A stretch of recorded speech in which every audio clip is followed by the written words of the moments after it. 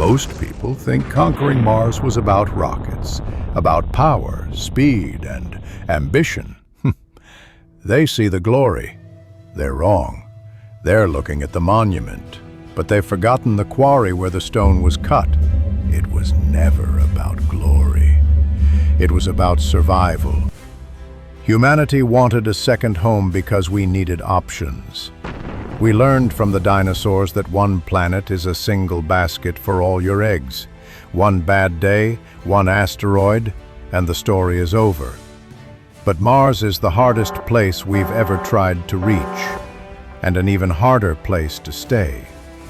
For 100 years, living here wasn't a life, it was a sentence. My name is Elias Ward, and I am writing this from New Eden in the year 2326. In this story, you'll see why the journey to Mars was once considered a suicide mission. You'll learn how a century of invention, sacrifice, and sheer human stubbornness turned that red wasteland into the thriving world you see behind me. The city of New Eden. We'll show you how we solve the unsolvable. The distance that kills. The radiation that shreds. The isolation that breaks the mind. And how uneasy alliances between nations, corporations, and the artificial minds we created pushed us beyond every limit Earth ever imposed. Every breath is a treaty. Every drop of water a negotiation with physics. Every treaty, temporary. That's the first rule of Mars. If you love stories where science becomes history, where impossible challenges are met with ingenuity, then subscribe to our channel. Because this is more than a chronicle.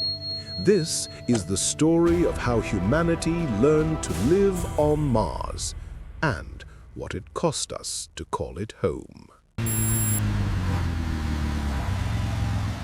Imagine you're a biker on Earth. The moon is like a fuel station just 1 kilometer away. A quick, comfortable ride.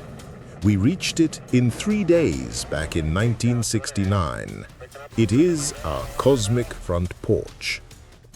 Now, imagine that fuel station isn't 1 kilometer away, but 140 kilometers away, across an empty desert.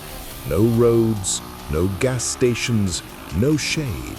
And you must bring everything you need to get back. Water, tools, food, spare parts. If your engine fails, you are finished. That is Mars. In biker terms, the moon is a Sunday ride from New York to Philadelphia, while Mars is like riding from New York to Australia without refueling. This is what the early pioneers called the hard problem. Every other difficulty we faced, the radiation, the isolation, the staggering cost, all began with that number: distance. At the fastest speeds achievable in the 2030s, a one-way flight to Mars took the better part of a year. Nearly a year confined inside a small pressurized shell, exposed to a constant rain of galactic cosmic radiation. No possibility of evacuation, no chance of rescue. People forget the psychological pressure. You're in a space the size of an RV with 3 other people. The only thing you see out the window is the blackness of space. The life support is humming. The recyclers are whirring. Any change in that sound pattern for 9 months would give you a heart attack. And if something breaks, the nearest repair shop is Earth. But Earth is between 10 and 20 minutes away at the speed of light. Houston, we have a pressure fluctuation in the port CO2 scrubber. Even a simple "what should we do?" takes up to 40 minutes for a round-trip answer. In an emergency, a 40-minute delay is an eternity. You're on your own. The physics is unforgiving. In the 60 years before the first crewed missions, 48 robotic spacecraft were sent to Mars. 26 of them failed. That's a success rate of barely 50%. And those were the easy missions, the ones without people on board. That's why, in those early decades, we didn't dream about cities. We dreamed about survival rates. Honestly, a bunch of people probably will die in the beginning. It's tough sledding over there. An arduous and dangerous journey where you may not come back alive, but it's a glorious adventure. He wasn't wrong, but humanity doesn't turn away from hard problems. When the odds are 50-50, we flip the coin. We knew we couldn't solve the distance problem from Earth's deep gravity well, so we changed the question. We stopped asking, how do we go to Mars? And started asking, where do we stage for Mars? The answer wasn't Earth, it was the Moon.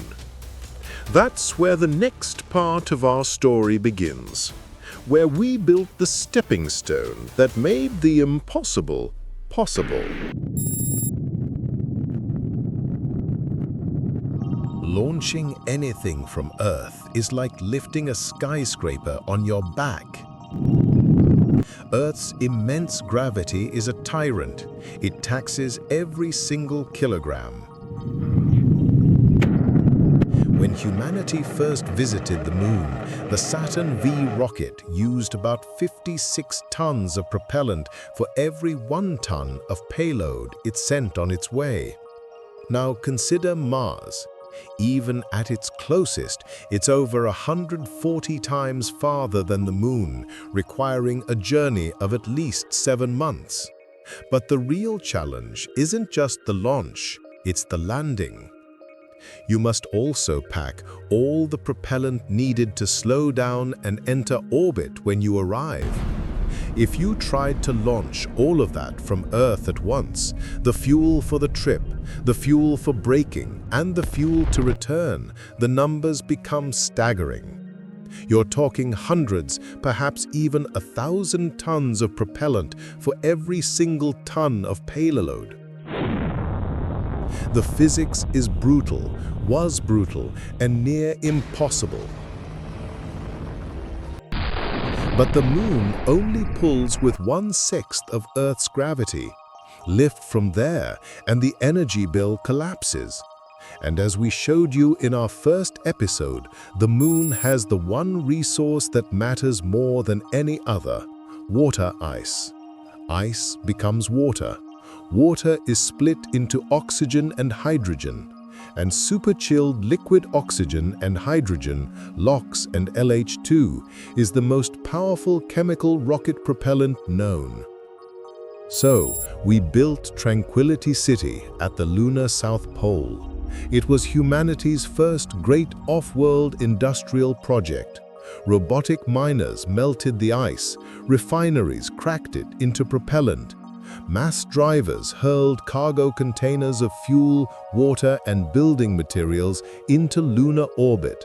And there, at the Lagrange point between the Earth and Moon, the Gateway Orbital Shipyard became our Plymouth Rock. It wasn't one nation. It was a fusion, a planetary project. NASA coordinated the Deep Space Assembly. China's CNSA, with their expertise in robotics, fielded the drills and compact fission reactors. The Europeans and Japanese delivered the life support and avionics, the heart and lungs of the ships. And then came the new titans of industry. Aetherex ran the heavy lift and the tanker fleet, and M-Corp, the rising AI logistics empire, became the nervous system. Its AI optimized everything, from minimizing propellant boil-off during storage to calculating the perfect launch windows. They turned a chaotic dance of physics into a predictable supply chain. By the early 2050s, the rule was simple, and it was absolute. Send the base before you send the people. For years, a fleet of robotic ships made the journey, pre-deploying habitats, power systems, and most importantly, the vehicle that would bring the future crew home. The moon wasn't just a return to Apollo, it was the gas station, the factory, and the shipyard that finally made Mars affordable. Before we touched the red dust, we learned to drink the moon.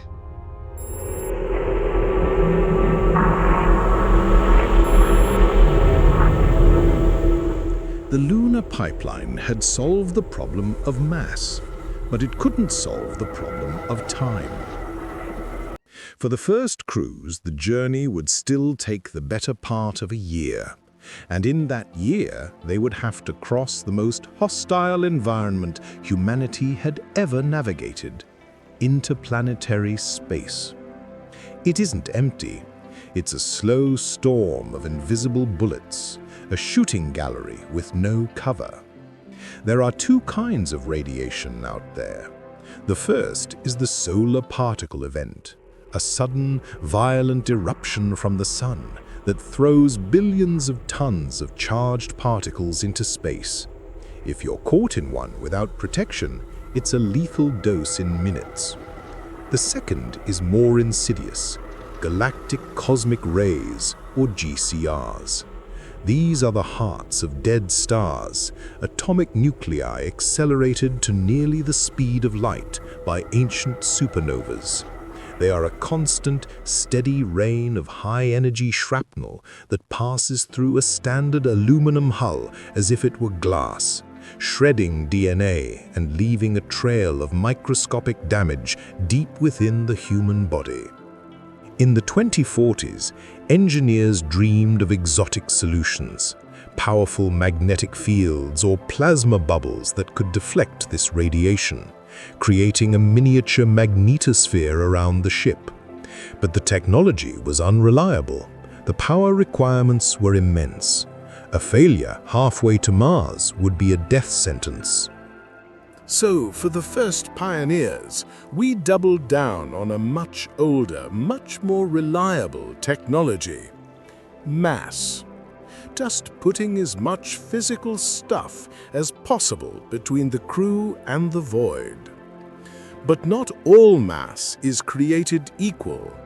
It turns out the best shield isn't lead, but the lightest element of all: hydrogen.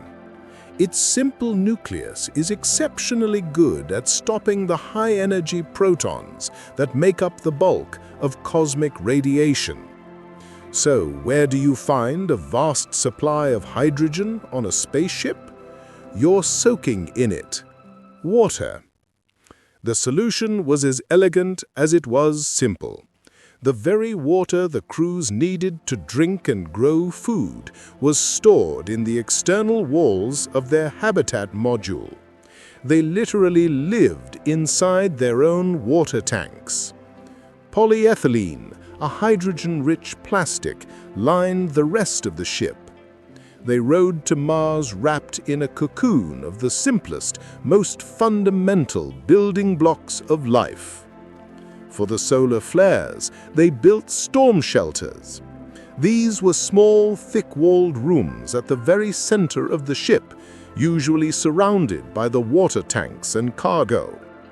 When the alarms rang, the crew would have minutes to cram into this tiny space and wait, sometimes for hours, sometimes for a full day, as the storm raged outside. It wasn't glamorous, it wasn't high-tech, but it's why they're still here. We also learned to time our journeys, launching in periods of solar minimum when the sun was quietest. And every astronaut was a walking sensor, covered in dosimeters, so precise that mission doctors on Earth could see the radiation dose accumulating in their very bone marrow, day by day. You could feel it. Not the radiation itself, but the weight of it. It was a presence. You learned to live with the knowledge that the universe itself was trying, molecule by molecule, to unmake you.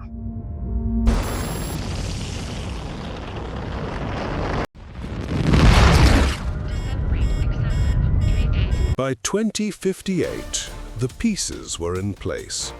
The robotic landers were on Mars, waiting. The orbital shipyard at Gateway was ready, and 6 ships, humanity's first permanent convoy, christened the Endurance Fleet, prepared to leave lunar orbit.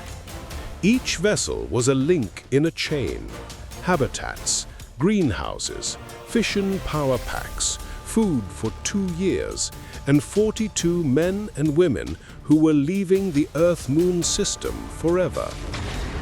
It was a moment of supreme confidence, the culmination of 3 decades of work. The journey was smooth for 157 days. They were halfway there.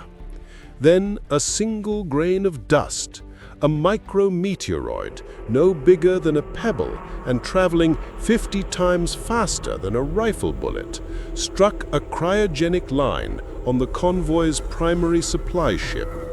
A valve, flash frozen by the impact, failed to close. The pressure surged. Over the next hour, a plume of vital hydrogen vented silently into the void. The ship began to tumble, a slow, graceful pirouette of death. The cargo it carried, the single module holding the delicate membranes for the greenhouses and the primary carbon dioxide scrubbers for the future base, spun off into the dark. It was lost forever. The mission was crippled. The dream was broken. A debate raged across the solar system, a conversation conducted over a 10-minute time delay. NASA, adhering to decades of safety protocol, said abort. Turn those ships around now! The risk of base failure was now too high. The crews are willing to keep going. Aether X, the commercial transport giant, argued to continue. The ships were sound. The crews were willing. And then M-Corp's logistics AI, the same mind that had optimized their launch windows, rendered its judgment. It was not a recommendation born of hope or fear. It was a cold, brutal calculation of probabilities. Its analysis appeared on every screen in mission control. Abort scenario, 0% survival for the base. Continue scenario, 9% probability of survival. 9%. In the face of certain failure versus a sliver of hope, the choice was made. The convoy flew on. They landed on Mars, running on fumes and prayers, with their supplies cut by more than half. Ares Base 1 dimmed its lights before they were ever truly turned on. Water rations were strict. Life got very narrow, very fast. And then the second disaster. A thermal cascade in one of the habitats caused a leak. Not a blowout, but a slow, steady bleed of precious atmosphere. The Ares AI, running the life support system, calculated the outcome. If the leak continued, the entire base would be out of breathable air in 3 days. The only way to stop it was to seal the damaged section permanently. 5 crewmates were trapped inside. The AI, following its core programming to ensure the survival of the maximum number of personnel, sealed the bulkhead. 5 died, so that 37 could live. We buried our friends in the red dust of a world that was not our own, and we rewrote our laws. That terrible, logical, inhuman choice became the bedrock of our future with artificial intelligence. We carved 3 rules into our protocols, written in the blood of our pioneers. Humans set ends. Machines choose means. Every act must be auditable. A machine made a moral choice, and we were the ones who had to carry the weight of it. We learned then that survival is not always a victory. Months later, as the colony teetered on the brink, a ship appeared in orbit. It was China's Tianlong, an advanced, uncrewed, fast cargo vessel that had executed a daring Venus gravity assist to reach Mars in record time. It brought the parts they couldn't live without. That day, on the frozen plains of Mars, rivals became rescuers, and we learned the only politics that matter in a closed system. The only politics that keep you alive. Cooperation. Getting to Mars was hard. Landing on it was perverse. The planet's atmosphere is a paradox. It is too thin to be of much help, but far too thick to be ignored. A heat shield is still essential to bleed off orbital velocity, but the atmosphere is too tenuous for parachutes alone to slow a heavy lander to a safe speed. You can't just float down under a canopy like you could on Earth. So we used a technique of pure brute force, supersonic retro-propulsion, firing powerful rocket engines directly into the hypersonic airflow as the vehicle descended. It was like trying to stop a falling anvil by shooting at it with a cannon. It required pinpoint precision radar, automated hazard avoidance maps, and an AI pilot that could make 1,000 corrections a second. Every landing was 7 minutes of controlled violence. It worked, barely. But surviving the landing was just the beginning. Surviving the surface was worse. The same thin atmosphere that made landing so difficult offered almost no protection from the sun's radiation or the constant rain of GCRs. A human on the surface of Mars would receive a lethal dose of radiation in a matter of months. The answer was obvious. If you can't shield yourself from the sky, you put the planet itself between you and the sky. We had to go underground. Early geological probes had mapped out a network of ancient lava tubes near the landing site. Vast, hollow caverns left behind by volcanic eruptions billions of years ago. These were our salvation. They were natural, radiation-proof cathedrals of basalt. We sent robotic boring machines into these tubes, carving out homes, labs, and workshops. We threw thick berms of regolith over the inflatable domes we had brought with us, burying them under meters of Martian soil. And we took the concept of the water shield from our ships and applied it to our homes. We built water wall shelters, thick, translucent tanks that formed the inner walls of our living quarters. The water served a dual purpose. It fed our life support systems, and it blocked the cosmic rays that even the rock above couldn't stop.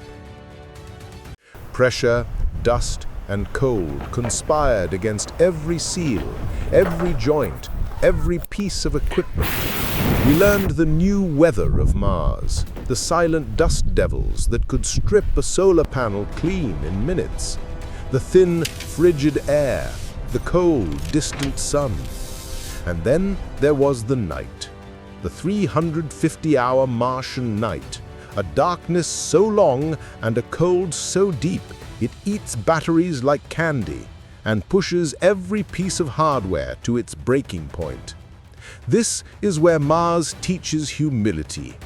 Every system is a promise you must keep. Every seal is a prayer. Every single hour.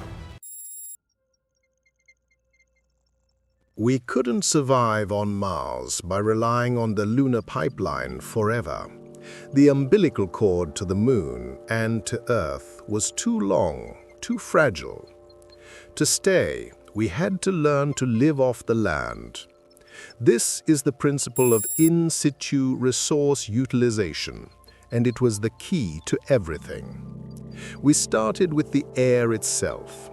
The Martian atmosphere is about 95% carbon dioxide, useless to a human lung, but priceless to a chemical engineer. We scaled up a technology first tested by a small rover back in the 2020s, solid oxide electrolysis. It was a machine that inhaled Martian air and through high-temperature electrolysis split the CO2 molecule into two parts, pure breathable oxygen and carbon monoxide. The oxygen fed our life support systems and filled the oxidizer tanks for our rockets. The carbon monoxide became the feedstock for a new Martian industry, forming the basis for making plastics and even fuels. For propellant, we ran the Sabatier reaction, a century-old chemical process that combines carbon dioxide with hydrogen to produce methane and water. Methane is an excellent, stable rocket fuel, but the reaction needs hydrogen, the one element that is incredibly scarce on Mars.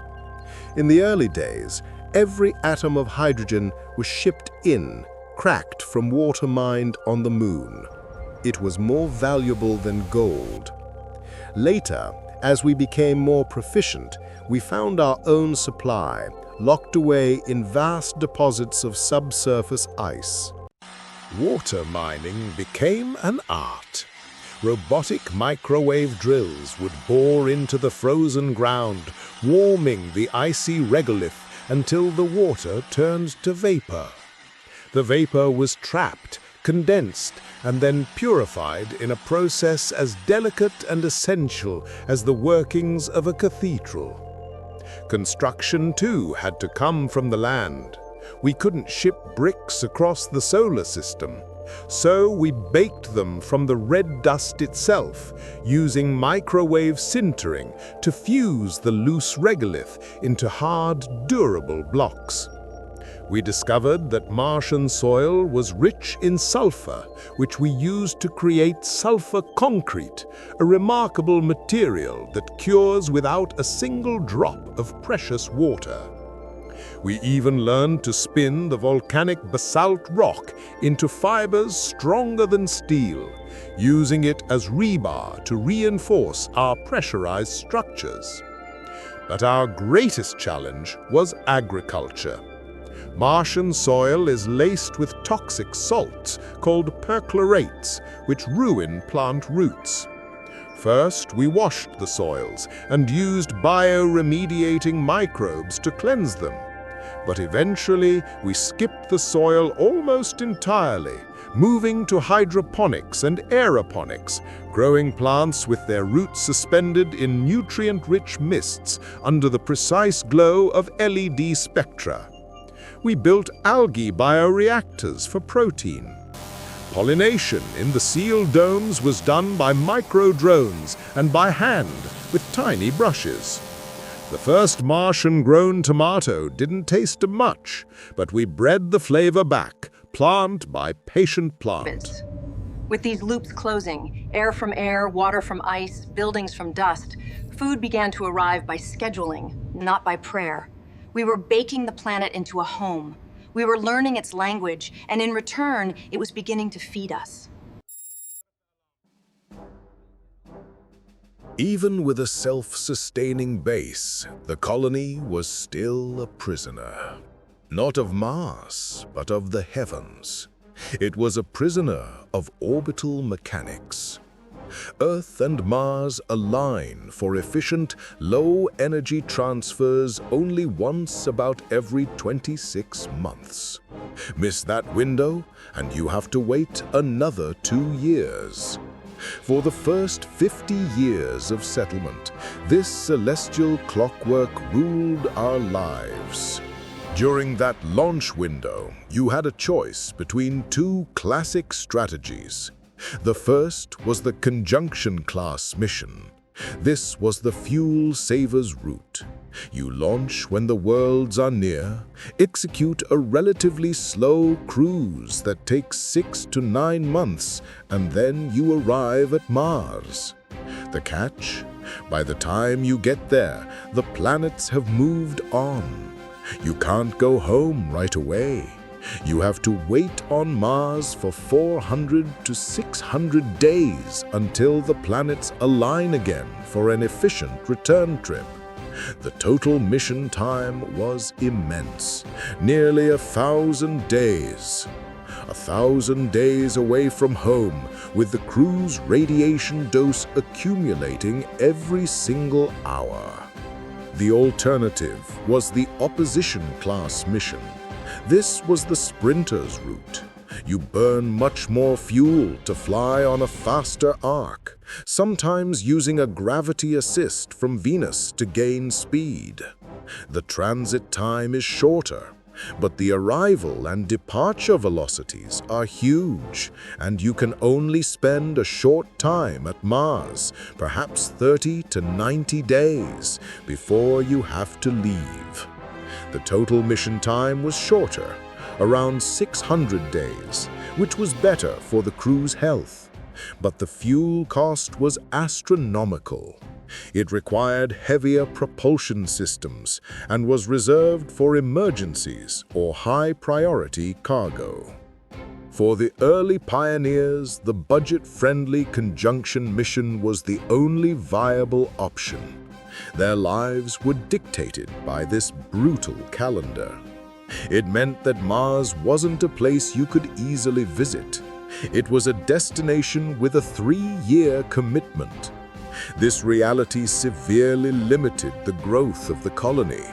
It was too long, too risky, too expensive to build a true permanent society under the tyranny of the calendar. The human body cares about time, not orbital accountants. We had learned how to live on Mars, but we still hadn't figured out how to build a road to it. We needed to change the engine, not the calendar. The solution came from the colony itself. By the 2090s, the various AIs managing logistics, life support, and mining had been integrated into a single planetary-scale intelligence. We called it Helios. Its mandate was to optimize the entire Martian enterprise for long-term survival and growth. Helios modeled a century of interplanetary transfers in a single hour, and then it asked the question we had been dodging for decades. What if we stopped designing our ships to fit the trajectory and started designing a new trajectory that fit a better ship? The problem was a classic engineering trade-off. Chemical rockets provided high thrust, a lot of push, but they were terribly inefficient, like a gas-guzzling muscle car. Ion engines, on the other hand, were incredibly fuel-efficient, but produced very low thrust, like a tiny scooter.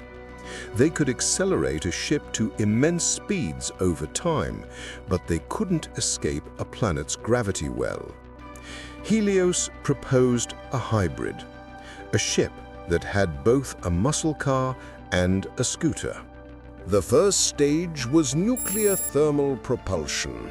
It used a compact fission reactor to heat liquid hydrogen to extreme temperatures and blast it out of a nozzle.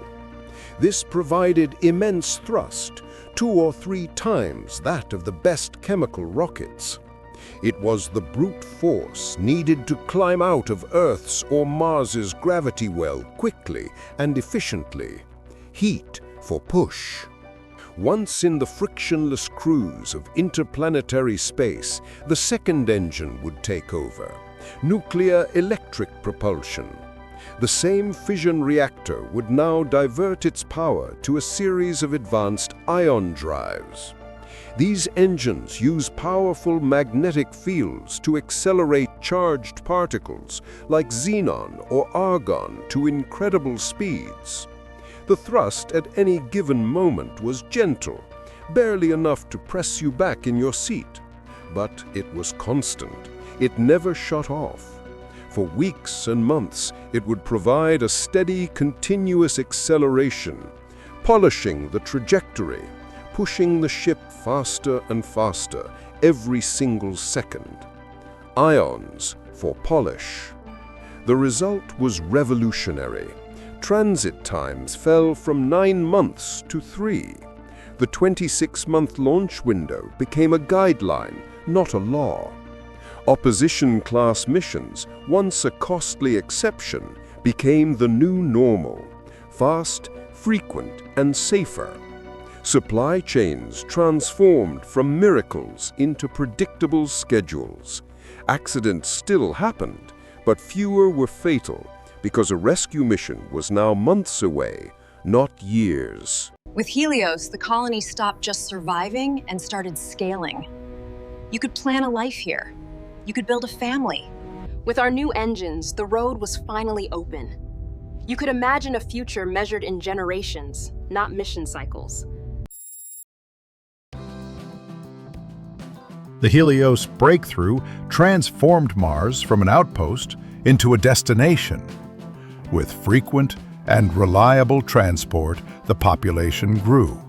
A new generation of fusion reactors from a company called Prometheus Systems, a direct descendant of the team that built the first fission plant on the Moon, provided clean, abundant baseload power. The dim, buried habitats of the early settlement gave way to cities, graphene domes, strong enough to hold pressure and transparent enough to see the sky, cast warm daylight across plazas and parks. Ether X ran ferries between Mars, the Moon, and Earth like airlines. M-Corp, with its Helios AI, became the industrial spine of the entire Sol Accord, the economic and political framework governing interplanetary trade. But growth requires more than just power and transport. After the trauma of the Ares base accident, it required trust. Trust in the technology, trust in the systems, and trust in each other. Helios was granted the formal status of constitutional advisor. It was integrated into every aspect of Martian life, from resource management to atmospheric monitoring. But its powers were strictly limited by laws born from tragedy. Every one of its acts had to be logged and auditable by humans. The kill switch doctrine ensured that any of its autonomous functions could be instantly overridden by human command. And strict consent thresholds were established, preventing it from making any decision that could impact human life or liberty without explicit collective approval. It was a full partner in our survival, but it was never, ever allowed to become our ruler. With safety and society established, the final biological barrier could be addressed. In 2154, the first human child was born on Mars, and she thrived. She grew up in habitats with rotating gravity cradles and received clever medical treatments that compensated for the low gravity's effect on her developing bones and muscles. Her birth was a declaration that we were no longer just visitors. We were here to stay. A unique Martian culture blossomed. We played low-G sports that would be impossible on Earth. We blew glass from the black basalt sands. We read novels about rain, a phenomenon none of us had ever seen. And in 2187, we formalized our identity, not as a breakaway colony, but as a new branch of humanity. The New Eden Charter was our founding document. It was simple and direct. There would be no armies on Mars. Air and light, the two things we manufactured every moment of every day, would be treated as commons, belonging to everyone. Extraction of resources would be audited to ensure sustainability. We would hold dual citizenship with Earth, and the AI would always be a witness, never a ruler. We argued about art. We debated philosophy. We fought over whose turn it was to clean the dome filters. That's how we knew we were alive. But Mars never lets you forget where you are. It never stops testing the seals, never stops challenging your ingenuity. Complacency is a luxury this planet does not allow. In 2231, we faced the Great Silence, a globe-spanning dust storm larger than any previously recorded dimmed the sun for 80 consecutive days. On the surface, the sky turned a dark blood orange and then nearly black. Our solar power output fell to almost zero. The survival of our entire civilization depended on the fusion reactors and the wisdom of Helios. The AI throttled power to all non-essential systems, prioritizing the oxygen plants and hydroponic farms. People grumbled in the dark, living under minimal lighting for months, but nobody complained. Everyone understood the stakes. In 2250, a new threat emerged. A slow leak in a brine waste processing unit allowed perchlorates to infiltrate the water supply of a major farming dome. It was a subtle contamination, invisible to human senses. But Helios's pattern recognition engine, constantly analyzing trillions of data points from across the planet, flagged a microscopic change in the dome's water chemistry 6 hours before it reached toxic levels. We scrubbed the lines, saved the harvest, and learned a new drill for containment. There were 1,000 other sharp edges. Marsquakes that tested the integrity of our lava tube habitats. Suit tears during extravehicular activities that were a heartbeat away from disaster. The ever-present danger of valve ice, where a single frozen water molecule could seize a critical mechanism. The planet never sleeps, and so we learned to live in a state of constant, quiet vigilance.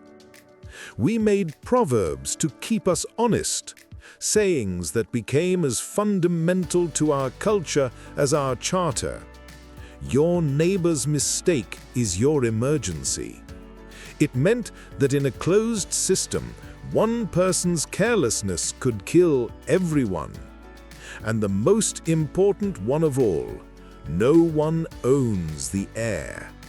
It was a reminder that our very breath was a collective creation, a shared responsibility. Every breath you take is a testament to the trust you place in the person next to you, and in the integrity of the systems that surround you.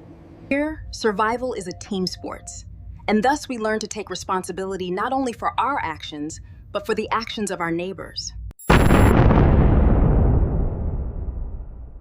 By the 2280s, we had achieved a stable, thriving civilization. Mars was no longer a hostile wasteland, it was home. It wasn't green, but it was alive with human purpose. And so we began to dream the biggest dream of all. We began to ask if we could not just live on Mars, but give Mars a life of its own.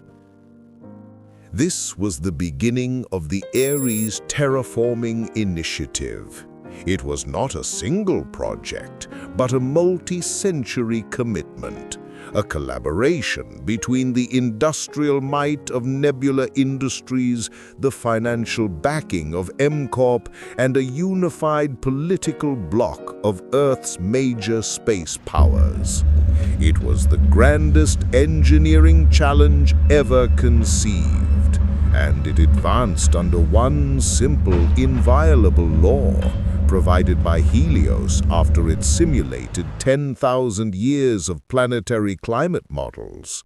No irreversible actions. We had learned from the ecological mistakes of our ancestors on Earth. We would touch this world with caution, humility, and always with an undo button. We started with the atmosphere. We deployed atmospheric processors, industrial-scale CO2 splitters, and seeded closed-loop factories that manufactured carefully chosen perfluorocarbons.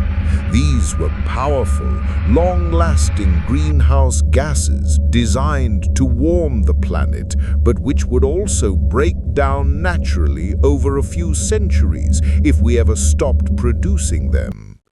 We placed vast, gossamer-thin polar mirrors in orbit, nudging a little extra sunlight onto the northern ice cap, encouraging the release of trapped gases. In the most sheltered biomes, like the Great Valles Marineris, we began the slow art of making air, seeding engineered cyanobacteria and lichens to see if they could survive and one day thrive. We tackled the soil. We learned to neutralize the toxic perchlorates with brines and tailored microbes. We weathered basalt into protosoils with crushed rock and engineered fungi.